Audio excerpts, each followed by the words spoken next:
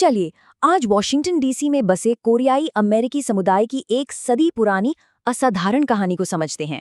ये कहानी अप्रवासन के बारे में हमारी आम सोच से थोड़ी अलग है, क्योंकि इसकी शुरुआत खेतों या कारखानों में काम करने वाले मजदूरों से नहीं, बल्कि राजनयिकों और विद्वानों से होती है। आइए देखते हैं कि ये अनोखा सफर कैसे आगे बढ़ा। हम इस पूरी कहानी को 6 हिस्सों में देखेंगे। शुरुआती राजनयिक मिशन से लेकर एक बड़े और संपन्न समुदाय के बनने तक का सफर। तो चलिए बिना देर किए शुरू करते हैं। तो देखिए, जब भी हम आप्रवासन की कहानी सोचते हैं तो अक्सर दिमाग में आता है कि लोग बेहतर आर्थिक मौकों की तलाश में आते हैं। लेकिन डीसी में कोरियाई कहानी की शुरुआत बिल्कुल अलग है। इसकी शुरुआत हुई उस समय के अभिजात वर्ग से, मतलब राजनयिक और बुद्धिजीवी, जो दुनिया के मंच पर अपने देश का भविष्य बनाने की कोशिश कर रहे थे। और इस सब की शुरुआत होती है यहाँ से। ये जो इमारत है, पुराना कोरियाई दूतावास, ये सिर्फ एक बिल्डिंग नहीं है। ये कोरिया की संप्रभुता, उसकी आज़ादी का एक बहुत बड़ा प्रतीक है। इसे अमेरिका के साथ 1882 की एक ऐतिहासिक संधि के ठीक बाद स्थापित किया गया था। यहीं से हमारी कहानी असल में जड़ पकड़ती है। और यही बात डीसी के शुरुआती कोरियाई समुदाय को सबसे अलग बनाती है। यहाँ हम आम मेहनतकश अप्रवासियों की बात नहीं कर रहे हैं। हम बात कर रहे हैं एक खास वर्ग की, जिसमें राजनयिक थे, राजनीतिक शरणार्थी थे और वो छात्र थे जो पश्चिमी ज्ञान हासिल करने आए थे। तो चलिए अब इस इमारत के इतिहास में थोड़ा और गहराई से उतरते हैं। ये जगह शुरुआती कोरियाई अमेरिकी रिश्तों के लिए एक बहुत ही खास मुकाम रखती है। अब जरा इस टाइमलाइन पर गौर करें, क्योंकि ये कहानी के उतार चढ़ाव को बखूबी दिखाती है। 1883 में पहला प्रतिनिधि मंडल आता है और फिर 1891 में राजा गोजोंग एक बड़ा फैसला लेते हैं और इस इमारत को खरीद लेते हैं। लेकिन फिर देखिए, 1905 में एक दिल तोड़ने वाला मोड़ आता है, जब जापान के नियंत्रण की वजह से दूतावास बंद करना पड़ता है। ये कोरिया की संप्रभुता के छिन जाने का एक दुखद संकेत था। और दिलचस्प बात यह है कि 1910 में जापान द्वारा बेचे जाने के बाद भी ये इमारत उम्मीद का एक प्रतीक बनी रही। जैसा कि यहाँ बताया गया है, लोग एक दूसरे को इस इमारत के पोस्टकार्ड भेजते थे, जिस पर कोरिया का झंडा फहरा रहा होता था। ये सिर्फ एक पोस्टकार्ड नहीं था, ये आज़ादी की एक हुंकार थी। अब कहानी का रुख बदलता है और उस दौर में पहुंचता है जब जापान ने कोरिया पर कब्जा कर लिया था। उस मुश्किल समय में वॉशिंगटन डीसी कोरिया की आज़ादी के लिए काम कर रहे एक्टिविस्ट्स के लिए एक बहुत ही अहम केंद्र बन गया था। और इस आज़ादी की लड़ाई का नेतृत्व कर रहा था द कोरियन कमीशन। इसे सिंगमन री ने स्थापित किया था, जो बाद में एक बहुत प्रभावशाली लेकिन साथ ही विवादास्पद हस्ती भी बने।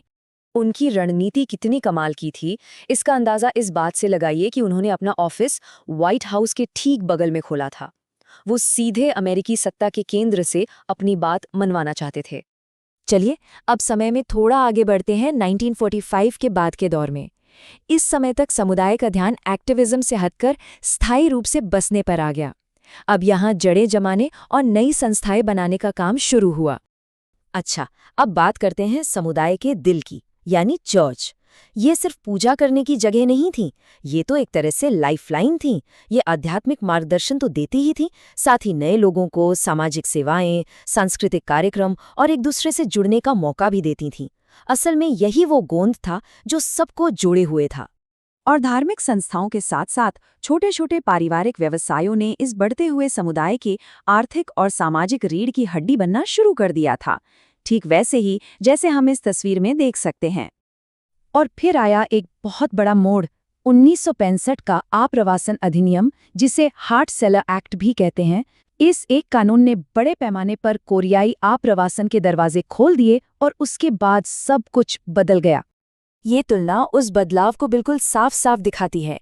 एक तरफ 1965 से पहले का छोटा खास लोगों का डीसी केंद्रित समुदाय और दूसरी तरफ 1965 के बाद की बाढ़, एक बहुत बड़ा विविध समुदाय जो मैरीलैंड और वर्जीनिया के उपनगरों में फैल गया।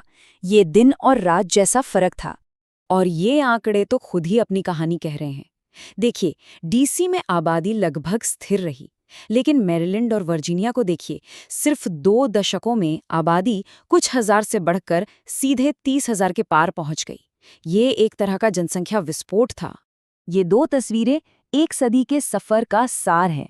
एक तरफ लोगन सर्कल का वो आलीशान राजनयिक घर और दूसरी तरफ वर्जीनिया के एनाडेल का ये चहल-पहल भरा विशाल उपनगरीय कोरिया टाउन।